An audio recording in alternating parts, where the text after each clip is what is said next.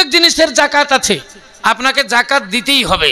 জাকাত মানে পবিত্র করা, মাল পবিত্র করা, শরীর পবিত্র করা, সব কিছু পবিত্র করাকে জাকাত বলা হয়। হাদিসের ভিতরে লেখা আছে, আপনার যদি জমিনে কোনো ফসল হয়, ধান, গম, ভুট্টা, যে কোনো ফসল, সরিষা, 20 মণ যদি হয়, 1 মণ আপনাকে জাকাত লাগবে। যেটাকে ওসুর বলা হয়, ওসুর আর নাই, সেটা ইসরুন হয়ে গেছে। ইসরুন মানে 20 ভাগের ভাগ। তাহলে 20 মণ যদি ধান হয়, 1 মণ ধান জাকাত লাগবে, ওসুর লাগবে। 100 মণ যদি ধান হয়, 5 মণ ধান আপনাকে জাকাত লাগবে। অর্থাৎ ধান হোক, গম হোক, সরিষা হোক, ভুট্টা হোক, যা কিছু জমিন থেকে উৎপন্ন হবে, 20 মণ হলে 1 মণ আল্লাহর রাস্তায় জাকাত দিতে হবে। 7.5 ভরি সোনা কারো বাড়িতে যদি থাকে, বছর পার হইয়া গেলে 1 রুত্তি সোনা, 1 কুঁচ সোনা আল্লাহর রাস্তায় তাকে জাকাত দিতে হবে। 53 ভরি চাঁদি কারো বাড়িতে যদি থাকে, 1 বছর পার হইয়া গেলে 1 ভরি চাঁদি আল্লাহর রাস্তায় জাকাত দিতে হবে। সারা বছর খেয়ে দিয়ে 1000 টাকা যদি জমা হয়ে যায়, 25 টাকা জাকাত লাগবে। ব্যাংক ব্যালেন্স যদি 4 লাখ, 5 লাখ, 10 লাখ টাকা ব্যাংকে যদি থাকে, বছর পার হইয়া গেলে 1025 করে যত টাকা হিসাব আসবে, এত টাকার আপনাকে জাকাত দিতে হবে। 10টা যদি গরু থাকে, 1টা ছাগল জাকাত লাগবে। 30টা যদি গরু হয়, 2 বছরের একটা গরু লাগবে। 30টা যদি উট হয়, 2 বছরের একটা উট জাকাত লাগবে। 40টা যদি ছাগল হয়, 1টা ছাগল জাকাত লাগবে। 100টা যদি ছাগল হয়, 2টো ছাগল আল্লাহর রাস্তায় জাকাত দিতে হবে। ইসলাম দরদি ভাইরা আমার, 11 মাস খেয়ে দিয়ে আপনি হৃষ্টপুষ্ট হয়ে থাকবেন। যেমন রমজান মাহিনা আসবে, ভরা একটি মাস আপনাকে রোজা পালন করতে হবে, সিয়াম পালন করে আপনাকে শরীরের জাকাত দিতে হবে। নারায়ে তাকবীর। তাহাজ্জুদ পড়ার পরে আমি দেখলাম সবচাইতে উত্তম কিতাব সেটাই হলো আল কোরআন, আর সবচাইতে উত্তম ধর্ম সেটাই হলো ইসলাম ধর্ম। জোরে সোরে বলেন একবার সুবহানাল্লাহ। তো সেই ধর্মের ধার্মিক হলাম আমরা হলাম মুসলমান, কিন্তু আমাদের মুসলমান খালি নামের মুসলমান, আমাদের কামের মুসলমান নই। এতগুলো লোক আছেন, আমি যদি হাত তুলতে বলি, বলেন তো আজকে ফজরের নামাজ কয়জন পড়েছেন, 2-4 জনের হয়তো হাত উঠবে, তাছাড়া সব হাত নিচেই থেকে যাবে। ফজরের নামাজ পড়া মানুষ খুব কম। ইসলাম দরদি ভাইয়ের আমার, আল্লাহ বললেন আকিমুস সালাত, নামাজ প্রতিষ্ঠিত করো, নামাজ প্রতিষ্ঠিত করো। শুরু। তাহলে আল্লাহ রাব্বুল আলামিন বললেন আকিমুস সালাত, নামাজ প্রতিষ্ঠিত করো। আর যেইখানে বললেন নামাজ প্রতিষ্ঠিত করো, ওইখানে বললেন ওয়াতু যাকাত, যাকাত প্রদান করো, যাকাত দাও। প্রত্যেক জিনিসের জাকাত আছে, আপনাকে জাকাত দিতেই হবে। জাকাত মানে পবিত্র করা, মাল পবিত্র করা, শরীর পবিত্র করা, সব কিছু পবিত্র করাকে জাকাত বলা হয়।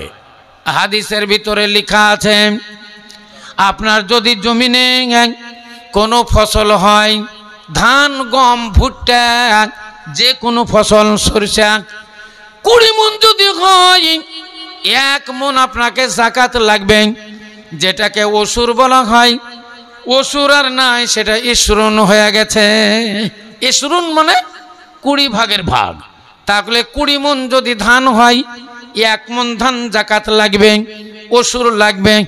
100 মণ যদি ধান হয়, 5 মণ ধান আপনাকে জাকাত লাগবে। অর্থাৎ ধান হোক, গম হোক, সরিষা হোক, ভুট্টা হোক, যা কিছু জমিন থেকে উৎপন্ন হবে, 20 মণ হলে 1 মণ আল্লাহর রাস্তায় জাকাত দিতে হবে। 7.5 ভরি সোনা কারো বাড়িতে যদি থাকে, বছর পার হইয়া গেলে 1 রুত্তি সোনা, 1 কুঁচ সোনা আল্লাহর রাস্তায় তাকে জাকাত দিতে হবে। 53 ভরি চাঁদি কারো বাড়িতে যদি থাকে 1 বছর পার হইয়া গেলে 1 ভরি চাঁদি আল্লাহ রাস্তায় যাকাত দিতে হবে। সারা বছর খেয়ে দেয়ে 1000 টাকা যদি জমা হয়ে যায় 25 টাকা যাকাত লাগবে। ব্যাংক ব্যালেন্স যদি 4 লাখ 5 লাখ 10 লাখ টাকা ব্যাংকে যদি থাকে, বছর পার হইয়া গেলে 1025 করে যত টাকা হিসাব আসবে এত টাকার আপনাকে যাকাত দিতে হবে। 10টা যদি গরু থাকে 1টা ছাগল যাকাত লাগবে। 30টা যদি গরু হয় 2 বছরের একটা গরু লাগবে। 30টা যদি উট হয় 2 বছরের একটা উট যাকাত লাগবে। 40টা যদি ছাগল হয় 1টা ছাগল যাকাত লাগবে। 100টা যদি ছাগল হয় 2টো ছাগল আল্লাহর রাস্তায় যাকাত দিতে হবে। ইসলাম দরদি ভাইরা আমার, 11 মাস খেয়ে দিয়ে আপনি হৃষ্টপুষ্ট হয়ে থাকবেন। যেমন রমজান মাহিনা আসবে, ভরা একটি মাস আপনাকে রোজা পালন করতে হবে, সিয়াম পালন করে আপনাকে শরীরের যাকাত দিতে হবে। নারায়ে তাকবীর। তাহলে যাকাত আপনাকে দিতে হবে। মুসলমান আমরা, আমাদেরকে যাকাত দিতেই হবে। তাহলে যাকাত যদি দেন তাহলে দিবেন কোথায়? এটাও তো একটা কথা যে মাওলানা দিব তো দিব কোথায়? আপনি যাকাত দিতে হবে, এই কথাটাও আল্লাহ বলেছেন। কোথায় দিতে হবে সেটাও আল্লাহ কোরআনে বলেছেন, ইন্নামাস সাদাকাতু লিল ফুকারা ওয়াল মাসাকিন ওয়াল আমিলিনা আলাইহা ওয়া মুআল্লাফাতু কুলুবুহুম ওয়া ফির রিকাবা ওয়াল গারিমিনা ওয়া ফি সাবিলিল্লাহি ওয়া ইবনিস সাবিল। 8 জায়গা 8 শ্রেণীর মানুষ এই যাকাত পাবে। আল্লাহর নবী বললেন, আল্লাহ কোরআন শরীফের মধ্যে বলেন, ইন্নামাস সাদাকাতু লিল ফুকারা। ফুকারা মানে ফকির। দুনিয়াতে যারা ফকির, ফকিরেরা পাবে একটা অংশ, মিসকিনেরা পাবে একটা অংশ, আদায়কারী তাহসিলদার পাবে একটা অংশ, এবং মুআল্লাফাতে কুলুব, মুসলমানদের ভিতরে যদি কিছু হিন্দু বাস করে। দেখেন ইসলাম ধর্ম কেমন, দেখেন হিন্দুদের ধর্মে আছে, আমরা মুসলমান যদি হিন্দু এলাকায় বাস করি, মুসলমান যেখানে কম, হিন্দু মেজরিটি।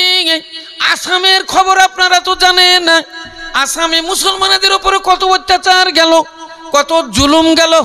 তাদের জমিন জিরাত নিয়ে, তাদের স্ত্রী পুত্র কন্যা নিয়ে কত যে লোহার মই ওদের ওপর দিয়ে চলে গেল। কিন্তু তাদের দয়া হইল না, তাদের মায়া হইল না। ডিটেনশন ক্যাম্প পর্যন্ত তারা বানিয়ে মুসলমানদেরকে সেখানে জেলে ভর্তি করল। আমার আল্লাহ কি বলছে শোনেন, আল্লাহ বলছেন মুআল্লাফাতে কুলুবুকুম। যদি কোনো মুসলিম এলাকাতে মুসলমানদের ভিতরে, হাজার হাজার মুসলমানের ভিতরে কয়েকজন হিন্দু যদি বাস করে, 10, 20, 50, 100 এইরকম কোনো হিন্দু যদি বাস করে, আর ওদের ভিতরে কেউ যদি গরিব হইয়া যায়, হিন্দুদের ভিতরে যদি কেউ গরিব হয়, কিংবা যদি অসুস্থ হয়ে যায়, রোগাক্রান্ত হয়ে যায়, ঋণগ্রস্ত হয়ে যায়, আল্লাহ বলছেন এ মুসলমানেরা তোমাদের ওই যাকাতের মাল হইতে ওদেরকেও একটা অংশ দিয়ে দাও। নারায়ে তাকবীর। আছে কোনো ধর্ম? আছে কোনো ধর্ম এরকম? নাই। থাকে তো একটাই আছে, সেটাই হলো ইসলাম ধর্ম। আছে পারে তারাই মুসলমান, এরাই পারে, অন্যই পারে না। তাই আল্লাহ বললেন তোমাদের ওই ভিতরে যারা মুআল্লাফাতে কুলুব, ওদেরকে তোমরা কিছু দান করো। ওয়া ফির রিকাব, যদি গোলাম আজাদ করার দরকার হয় ওই পয়সা দিয়ে গোলাম আজাদ করো। ওয়াল গারিমিনা, ঋণগ্রস্ত ব্যক্তিদেরকে একটা অংশ দাও। ঋণ হয়ে গেছে অনেক, সে আর পরিশোধ করতে পারে না, তোমাদের বাইতুল ফান্ড হইতে কিছু টাকা দিয়ে ওর ঋণ পরিশোধ কইরা দাও। আল্লাহ বলেন ফি সাবিলিল্লাহ ওয়া ইবনিস সাবিল। আর একটা অংশ হলো ফি সাবিলিল্লাহ, আর একটা হলো ফি সাবিলিল্লাহর পুত্র, অর্থাৎ মাদ্রাসা এবং তালেবে ইলম, গরিব শ্রেণীর মাওলানা, এদেরও একটা অংশ রইয়াছে। ফিতরার মাল জাকাতের মাল, কুরবানির মাল, ওসুর, নিজস্ব মাল, এই সমস্ত মাল থেকে একটা অংশ গরিব শ্রেণীর তালবে ইলম, যেমন আপনাদের এই শিশু মাদ্রাসা, এই শিশু মাদ্রাসাতে গরিব শ্রেণীর যে তালবে ইলম আছে, এই তালবে ইলমদের একটা অংশ। আর মৌলবীদের মধ্যে যারা গরিব শ্রেণীর আছে, বড় লোকগুলো নয়, যাদের জমা জমি আছে, যাদের বেতন ভালো আছে, যাদের সংসার ম্যানেজ হয়ে যায়, ওদের নয়। কিছু কিছু মাওলানা আছে যাদের ভূমিহীন, তাদের জমি নাই, জিরাত নাই, এখানে ওখানে যাই, দু পয়সা ইনকাম করে, আর মসজিদে মাদ্রাসায় যাই, বলে আমার এই অবস্থা, আপনারা একটু আমাকে হেল্প করুন। জুম্মাতে খুতবা দিয়া বলে, ভাই আমি খুব গরিব, আমি অপারক, একটা মেয়ে আছে বিয়ে দেওয়ার মতো, আমার অর্থ নাই, আপনারা সাহায্য করুন, আমি ঋণগ্রস্ত হয়ে গেছি, আপনারা সাহায্য করুন। এই রকম ধরনের কোনো গরিব শ্রেণীর মাওলানা যদি হয়, আল্লাহ বলেন তাদেরও একটা অংশ রইয়াছে। অতএব এই 8 শ্রেণীর জায়গাতে আপনাদের দান করতে হবে। এর মধ্যে ফি সাবিলিল্লাহ হলো মাদ্রাসা, ফি সাবিলিল্লাহ মাদ্রাসা, মাদ্রাসা সব দান চলবে, মাদ্রাসায় সব দান চলবে। মাদ্রাসায় চলবে ওসুর, মাদ্রাসায় চলবে ফেতরা, মাদ্রাসায় চলবে কুরবানি, মাদ্রাসায় চলবে নাজরুল নিয়াজ, মাদ্রাসায় চলবে মানত, মাদ্রাসায় চলবে নিজস্ব টাকা, মাদ্রাসায় চলবে আকিকার চামড়ার টাকা, মাদ্রাসায় চলবে ওসুর ও ফেতরা, আপনার যা কিছু মাল সব মাদ্রাসা হকদার। কারণ হলো মাদ্রাসা হলো ফি সাবিলিল্লাহ। আপনার পুত্র সন্তান হয়েছে, 2টো ছাগল জবাই করেছেন, চামড়ার টাকাটা মাদ্রাসায় দিয়ে দেন, মাদ্রাসায় হকদার। কুরবানি হলো, চামড়ার টাকার কিছু অংশ মাদ্রাসায় দিয়ে দেন। ফসল পানি হলো 20 মনে 1 মন, দেখা গেল 40 মন পেয়েছেন, 1 মন মাদ্রাসায় দিয়ে দেন। মাদ্রাসা হলো ফি সাবিলিল্লাহ। ইসলাম দরদি ভাইয়ের আমার, তাহলে আল্লাহ বললেন আকিমুস সালাত, নামাজ প্রতিষ্ঠিত করো, আর বললেন ওয়াতুজ জাকাত, জাকাত দান করো, আর বললেন কারা কারা পাবে। এই জায়গাটাও আল্লাহ বইলা দিলেন, ফকির মিসকিন ইয়াতিম বেওয়া, আড়ি দুখনে, কানা অন্ধ, অক্ষম অধম, আর ঋণগ্রস্ত ব্যক্তি, ফি সাবিলিল্লাহ। আল্লাহ বলেন এগুলা হলো আমার রাস্তার মানুষ, এরা হলো অভাবী, এদেরকে তুমি দান কইরা দাও। যাক, দেখতে দেখতে রাতে দেখেন অনেক হয়ে গেল। হ্যাঁ, মোটামুটি 7টা 47, 10টা 47, তার মানে 11:15, আমি বলবো 11:15। তাহলে আর আধা ঘন্টা টাইম আছে। এই আধা ঘন্টার মধ্যে আপনারা যাদের অর্থ ভালো, যাদের জমা জমি আছে, যাদের ক্ষেত খামার আছে, আল্লাহ রাস্তায় আপনারা আপনাদের এই মাদ্রাসার জন্য দান দিবেন। আমি আপনাদের জন্য দুয়াও দিব, আমার ওয়াজও চলবে। আপনারা ভাবেন না যে মৌলানা শুধু দান নেবে আর আমাদের দান করবে, তা নয়। আমার ওয়াজও চলবে, আর আপনারা যেটা দিবেন সেটা বলে আপনাদের জন্য দুয়া দিব। কারণ আমার ভঙ্গি তো আলাদা। আমি যখন সন্ধ্যায় আসলাম তখন আমার ক্যাসেট বাজছিল, আমি শুনলাম আমার ক্যাসেট চলছে, দেখলেন ওয়াজও চলছে, দানও চলছে, দানের দুয়াও চলছে। এ বাঞ্ছা যাবও কাটবে, আসতেও কাটবে, সেই জন্য কোনো অসুবিধা নাই। মনে মনে ভাববেন এবার তো আদায় শুরু হলো, তাহলে বাড়ি যাই। বাড়ি যাবেন তো আপনি ফাঁকে পড়ে যাবেন, আর আপনার মন হয় আপনি দিবেন, না হয় দিবেন না। আরে দিবেন তো আপনি পাবেন, না দিবেন না পাবেন। जो कुछ दोगे वही पाओगे, जो कुछ दोगे वही पाओगे। हशर के मैदान रे, हशर के मैदान, आँखी खोलो रे नींद तोड़ो रे, तुमको कहीं पुकार रे।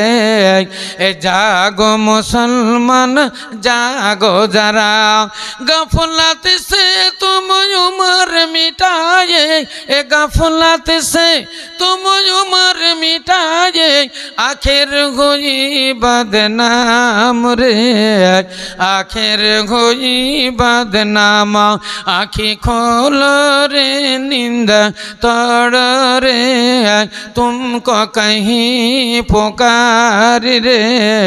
ए जागो मुसलमान जागो যারা, তাহলে যা কিছু দিবেন সেটাই রোজ হাসরের দিনে পাবেন।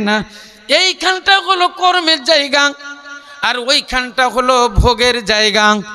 এইখানে কর্ম করবেন, ওইখানে আপনি খাবেন পাবেন। এইখান করে কর্ম করবেন না, ওইখান করে আপনি পাইবেন না। কারণ ওইখানে আপনার কর্মের জায়গা লাই, মরে যাবেন ওখানে কি করবেন আপনি? কবরের ভিতরে তো ক্ষেত খামারও নাই, কবরের ভিতরে চাষাবাদও নাই, ব্যবসা বাণিজ্যও নাই, যা কিছু আছে সব এখানে। অতএব এইখানে যা খাবেন ওইখানকার জন্য তৈরি হতে হবে। নারায়ে তাকবীর। মাশাআল্লাহ, সম্রাট বলে একটা ছেলে, ও সর্বপ্রথম দান দিয়েছে 3 ব্যাগ সিমেন্ট। আলহামদুলিল্লাহ, জাযাকাল্লাহ হাইয়াকাল্লাহ। তারপর সারু 2 ব্যাগ সিমেন্ট বলে যান, নাদনা 1 ব্যাগ সিমেন্ট, আরো জালি 1 ব্যাগ সিমেন্ট, জাহাঙ্গীর মল্লিক 200 টাকা। আচ্ছা 500 টাকার দান একটা বলেন তো, আপনাদের মাদ্রাসার জন্য 1000 টাকার দান বলেন একটা, 500 টাকার দান বলেন একটা, আর একটা মোটা দান বলেন। এলাকার মধ্যে যারা যে সম্ভ্রান্ত ব্যক্তি, আল্লাহ যাকে ভালো রেখেছে, মাসে যার 50,000 ইনকাম আছে এবং 10 বিঘার উপর জমি আছে, এইরকম একটা লোক বলেন 5,000 টাকা, আমি তার জন্য মুসাফিরি হারাতে দোয়া দেব। আপনারা তো যুগ যুগ ধরে শুনে আসছেন 3 জনের দোয়া আল্লাহ কবুল করে, তার মধ্যে মুসাফিরের দোয়া আল্লাহ কবুল করে। তো আমি আপনাদের জন্য দোয়া দিব, একটা দান নিব একবারে 5,000 টাকা, হাত তুলে আপনার জন্য সবাই মিলে দোয়া দিব। রেডি হন, তৈরি হন ইনশাল্লাহ। তারপরে বলেন। তারপরে হচ্ছে রাজধানী বিবি 100 টাকা, রাজধানী বিবি 100 টাকা। আচ্ছা কালেকশনটা করছে কে আপনাদের? কই কে গেল? কে যাচ্ছে কালেকশনে? কে গেল? আদায়টা করছে কে? তো পাঠান একটা লোক, যাকে হোক পাঠাইতে হবে, না এমনি কি করে হবে? আপনাদের ভিতরে যারা মনে করবেন 500, 700, 1000 কিংবা সিমেন্ট লিখাবো, এখানে 5 এসে লিখে দেন, বলে দেন। আর না হয় একটা ব্যাগ দিয়ে পাঠিয়ে দেন, যার কাছে আছে দিয়ে দিবে। আর না হয় আপনারা লিখিয়ে দিবেন। আপনাদেরই তো মাদ্রাসা, এই মাদ্রাসা একটা বিশাল আল্লাহর রহমত। মাদ্রাসা বিশাল একটা রহমত গো। আপনাদের যে চন্দনপুর গ্রামে একটা মাদ্রাসা আপনারা তৈরি করেছেন, এটা গ্রামের একটা অহংকার, এটা গ্রামের একটা অলংকার, এটা আপনাদের গৌরব। যে ছোট ছোট বাচ্চারা সকালবেলাতে যায় কোরআন শরীফ পড়ছে, আমপারা পড়ছে, বিসমিল্লাহ বলে যে আল্লাহর নাম দিয়ে শুরু করে তারা যে শিক্ষা গ্রহণ করছে, একটা বিশাল আল্লাহর রহমত। স্কুলে তো এগুলো হয় না, কলেজে হয় না, এগুলা মাদ্রাসাতে হয়।